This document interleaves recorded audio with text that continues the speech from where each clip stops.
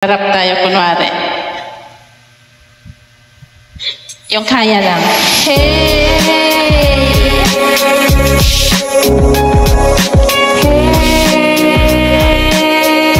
Hey! Yes, ba?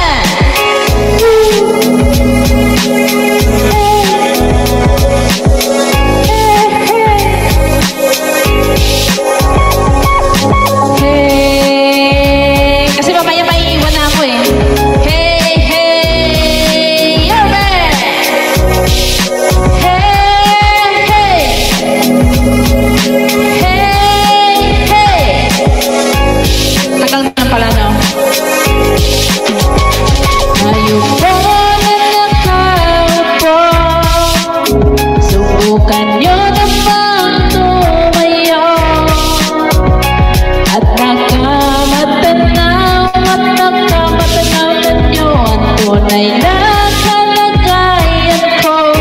Ganito kasi yan eh. Tao po, nandiyan po ba kayo sa loob ng malaking bahay at malawak na bakuran? Mataas na pader pinapaligiran at nakapilang mga mamahal sa sakyan. Mga bantay na laging bulong na bulong, wala namang kasal pero marami ang nakabarong. Lumangos man ang ulan ay walang butas ang bubong, mga plato at kutsara na hindi kilala ang totoo. At ang kanin na simputin ng gatas na nasa kahon, at kahit na hindi pasko sa lamesa ay may hamon. Ang sarap sigurong maniran sa bahay na ganyan. Sabi pa nila ay dito mo matatagpuan ang tao na nagmamayari ng isang upuan na kapag pinag-agawan, kaya naman hindi pinagkakawalan. Kung makita ko lamang siya ay aking sisigawan. Yo! Subukan nyo naman tumayo at baka matanaw at baka matanaw na nyo ang tunay na kalagayan ko.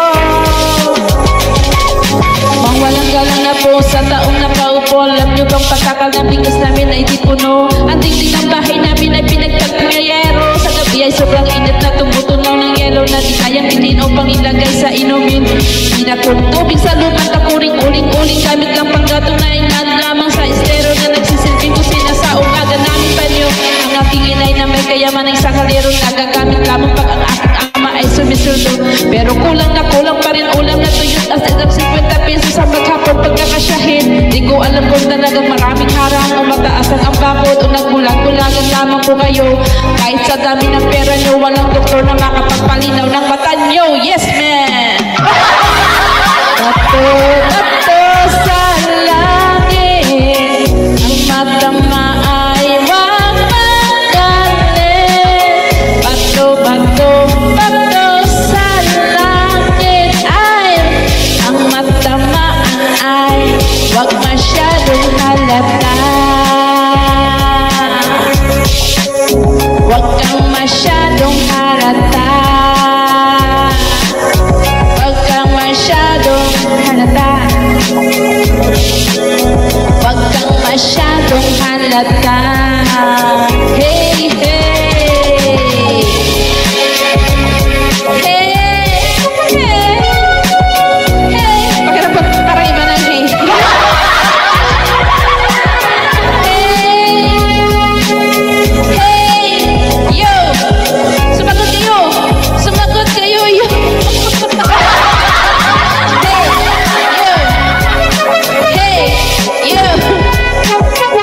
Masagot ng iyo.